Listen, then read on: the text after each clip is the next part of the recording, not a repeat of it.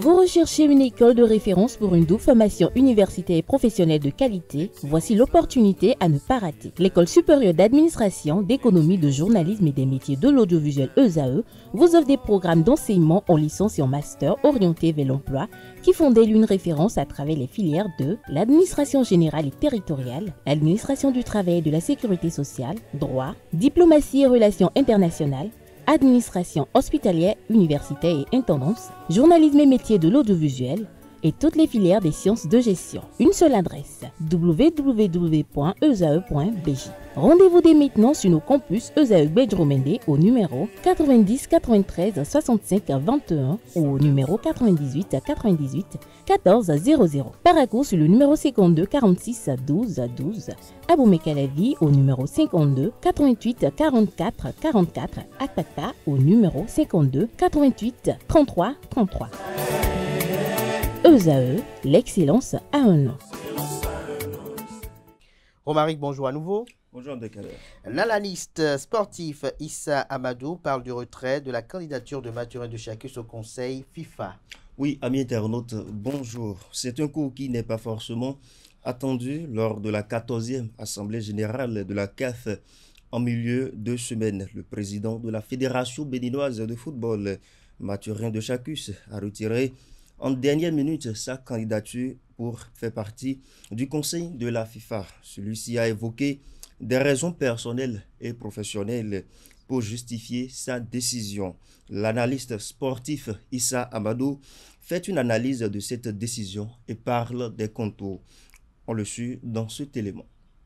En tant que Béninois, on n'est forcément pas content, on n'est forcément pas heureux de savoir qu'un Béninois s'est retiré de la course quand même à un poste prestigieux au niveau donc de la FIFA et au niveau de la CAF également, pourquoi pas.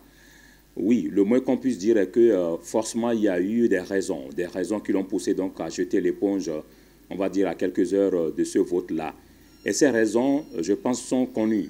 En vérité, le retrait de la candidature de Deschacus ne devrait pas nous étonner.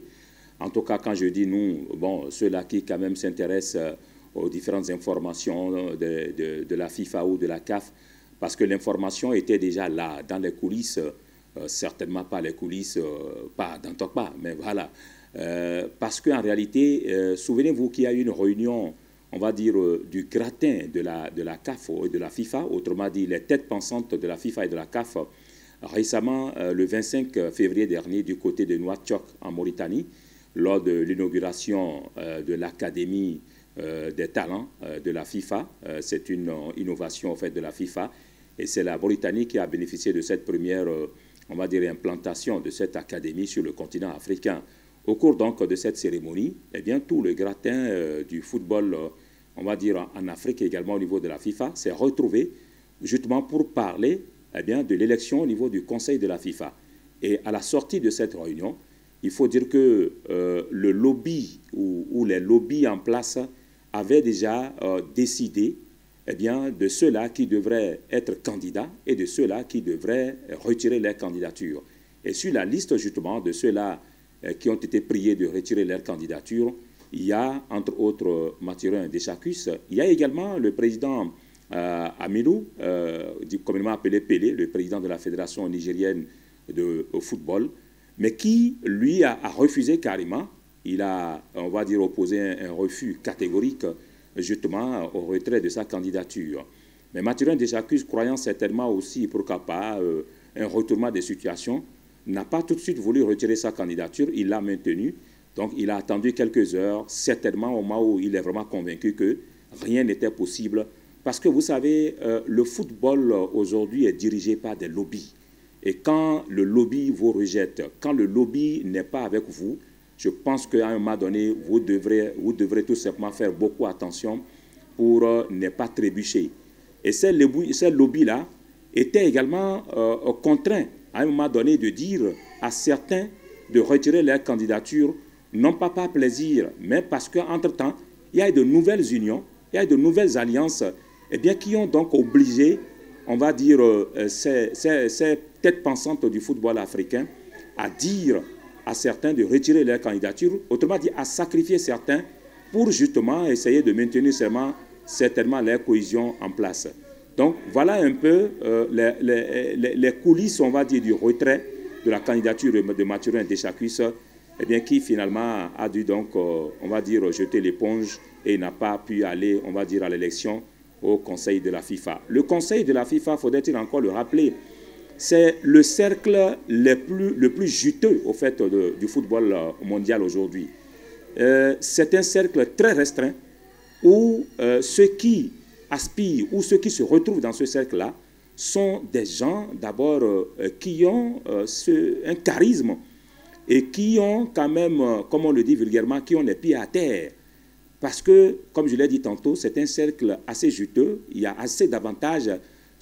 Rappelez-vous que chaque membre du Conseil de la FIFA est payé à 250 000 $ par an, s'il vous plaît. Et vous avez également l'avantage de participer aux différentes compétitions, notamment les Coupes du Monde. Vous avez plusieurs missions et ces missions-là sont prises en compte par la FIFA. Donc, c'est un cercle que tout le monde, quand il dit tout le monde, les présidents de fédération ont envie d'intégrer eux tous. Et à un moment donné, les alliances et les désalliances, les pressions, parfois même politiques, font que, justement, il y a certains, excusez-moi l'expression, qui sont pétanqués. On est obligé de leur dire, retirez-vous, parce que vous n'avez aucune chance de gagner. Je pense que pour le cas de Mathurin Deschacus, c'est vrai, quand on perd ce poste-là, parce que quand je parle de perte, il faut rappeler qu'il était déjà au Conseil de la FIFA. Et c'était en 2021. Il venait d'être élu en 2018. Et en 2021, il a eu cette promotion-là, grâce à Gianni Infantino, à également Véron Mosengo, le secrétaire général de la CAF, et également, on va dire, au lobby autour de Patrice Motsepe. Donc, il a eu cette promotion-là en un laps de temps. Parce qu'il faut l'avouer, être élu en 2018 et en 2021, être porté dans le Conseil de la FIFA, c'est une grosse promotion. Il a brûlé des étapes, positivement parlant. Donc, à un moment donné, eh bien, il a quand même fait ce qu'il devrait faire, à savoir, bon, rester constant, rester dans le lobby. Mais entre-temps, le lobby a ses réalités, eh bien que parfois même ceux qui sont dans le lobby ignorent totalement. Donc, je pense tout simplement que, voilà, son retrait, certainement, a étonné plus d'un. Mais à un moment donné, il fallait certainement être beaucoup plus costaud, hein, beaucoup plus, on va dire, solide du point de vue lobbying pour résister justement à ces pressions-là qui sont venues de nulle part et qui ont obligé justement Gianni Infantino et Patrice Motsepe à lui dire « Cher monsieur, retirez votre candidature parce que vous n'avez aucune chance de gagner. Il y a d'autres lobbies qui sont rentrés en jeu pour certainement voir Mathurin Deschacus sacrifié par le lobby. » On reste avec lui pour parler de l'arrivée de Samuel Eto'o dans le même conseil. Oui, toujours dans le même registre, donc, le président de la Fédération camerounaise de football, Samuel Eto'o, a été élu membre du comité exécutif de la Confédération africaine de football, CAF en abrégé. C'était à l'occasion de l'Assemblée générale extraordinaire du mercredi dernier. Devant cette nouvelle promotion, plusieurs enjeux pour le football africain.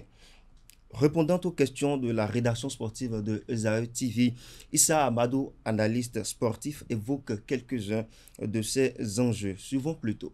L'une des bonnes nouvelles, on va dire, de l'Assemblée générale de la CAF, c'est bien sûr l'entrée, on va dire, dans le comité exécutif de la CAF d'une icône du football, Samuel Eto'o fils. On ne va jamais le présenter. Mais je pense que c'est une bonne nouvelle, non pas seulement pour la famille Samuel Eto'o fils ou le football camerounais, mais pour le continent africain. Parce que qui connaît Samuel Eto'o fils, je pense que c'est une véritable icône d'abord du football. Il a eu une carrière exemplaire. Il a joué dans les plus grands clubs, notamment au Real Madrid, au Barça, à l'Inter de Milan, à Chelsea. Et avec le Barça, il a remporté quand même la Ligue des Champions en 2006, si ma mémoire est bonne. Il a remporté également la Ligue des Champions avec l'Inter de Milan en 2010. Samuel Eto'o fils également, c'est une icône en matière de distinction. Il a été quand même l'une des plus grandes, on va dire, gloires du football africain. Rappelez-vous qu'il a été élu eh bien, je pense 4 fois meilleur joueur africain en 2003, en 2004, en 2005 également, en 2010. Et Samuel Eto'o Fils a remporté quand même aussi, on va dire, des plus grandes compétitions sur le continent africain, notamment la CAN en 2000 et en 2002. Il a remporté également la médaille d'or aux Jeux Olympiques à Sydney en 2000. Je pense tout simplement que Samuel Eto'o Fils a eu une carrière exceptionnelle. Et une carrière eh bien, qui aujourd'hui est en train tout simplement, on va dire, de le propulser au cœur des grandes instances du football africain. Je pense que son entrée au sein du comité exécutif est une chance, non pas seulement pour le football camerounais, mais surtout pour le football africain. Parce qu'on a besoin justement de ces acteurs, différents justement des acteurs qu'on a toujours vus. On a besoin des footballeurs au sein de nos instances. C'est un joueur, c'est un dirigeant. Il connaît donc ce qu'on appelle le football. Il a vécu le football, il a transpiré, il a mouillé le maillot sur les pelouses. Donc aujourd'hui, il sait comment défendre le football africain. Et Samuel Eto'o Fils, pour celui qui le connaît également, il n'a pas sa langue dans sa poche. Donc ce n'est pas des gens corruptibles, ce n'est pas des gens qu'on peut ranger au placard, ce n'est pas des gens qu'on peut brimer. C'est des gens qui ont la voix, on va dire, pour porter justement le football africain. Et je pense que son entrée va métamorphoser les choses, va quand même régler un certain nombre de choses au sein du comité exécutif de la CAF, parce que voilà, ce comité exécutif n'est pas en réalité, ne répond pas, on va dire, ne comble pas les attentes quand même du football africain. Rappelez-vous qu'il y a quelques mois, il y a eu pas mal notamment des critiques à l'envers, bien sûr, du bureau dirigé par Patrice Motsepe, au regard justement de son incapacité à réellement redynamiser les compétitions sur le continent africain, à trouver de vraies fenêtres, de vraies dates aux compétitions africaines. J'en veux pour preuve le CHAN, qui actuellement ne trouve pas réellement une date. Il y a eu une première date, le 28 février, il y a eu un report. Donc il y a pas mal quand même de dysfonctionnements au niveau du comité exécutif de la CAF. Et je pense que l'entrée de Samuel Eto'o Fils va changer les choses. Les Amazones U17 intensifient leurs préparations pour la manche retour contre la République démocratique du Congo. Effectivement, la victoire 2-0 du dimanche dernier contre la RDC est déjà conjuguée au passé de leur côté.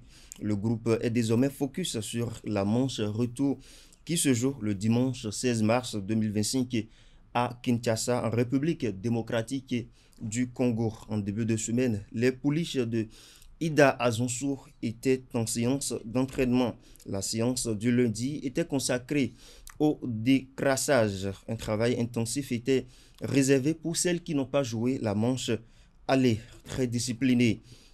Elles mesurent l'ampleur de la tâche qui les attend à Kinshasa et travaillent ardemment pour ramener à Cotonou le gain de la partie. Le salon du sport béninois se tiendra les 3 et 4 avril prochains. Et ce sera avec un focus sur l'impact de la tasse de développement du sport TDS en abrégé. Un panel essentiel réunira donc experts, fédérations, entrepreneurs et investisseurs pour discuter des opportunités qu'offre ce financement d'investissement privé et de professionnalisation du sport béninois. Cet événement qui s'adresse aux acteurs du sport, fédérations, entrepreneurs, médias et passionnés de football souhaite comprendre et exploiter les nouvelles dynamiques du secteur. Les inscriptions sont ouvertes sur le site www.salondusportbenin.com. On finit avec les affiches des quarts de finale de la Ligue des Champions. Oui, Arsenal sera face au surprenant Real Madrid. Le match aller se déroulera le 8 avril 2025 à l'Emirates Stadium. Et le retour de cette rencontre sera discuté le 18 avril 2025 au Santiago Bernabéu. Le FC Barcelone sera face au Borussia Dortmund. La première rencontre aura lieu le 9 avril 2025 au stade de Montjuïc, suivi du match retour le 15 avril 2025 au Sial Iduna Park. Le Bayern Munich croisera l'Inter de Milan. Les dates précises pour ces rencontres sera communiquées ultérieurement. Voilà Quant au Paris Saint-Germain, le PSG jouera le Aston Villa. Les informations détaillées sur cette rencontre également seront annoncées ultérieurement. À noter que les vainqueurs de ces quarts de finale s'affronteront ensuite en demi-finale avec les affiches potentielles suivantes. Le vainqueur du duel Arsenal-Real Madrid rencontrera celui du match PSG-Aston Villa. Le gagnant de la confrontation Barça-Dortmund sera opposé à celui du face-à-face Bayern et Inter. Ces rencontres détermineront ensuite les finalistes de la compétition avec une finale prévue pour le 31 mai 2025 à Munich. Les fans du football européen peuvent donc s'attendre à des matchs intenses et spectaculaires lors de ces quarts de finale. Sportivement, on s'accorde pour ces différents rendez-vous. Merci à vous pour votre présentation de la page des sports. On se retrouve tout à l'heure pour le prénom du jour. Merci Franco à Komla Kanté Amoussou. À présent, on convoque en plateau Ola Francis Fahmi et Atifa Itayo Lafa pour la définition du jour et les trucs et astuces.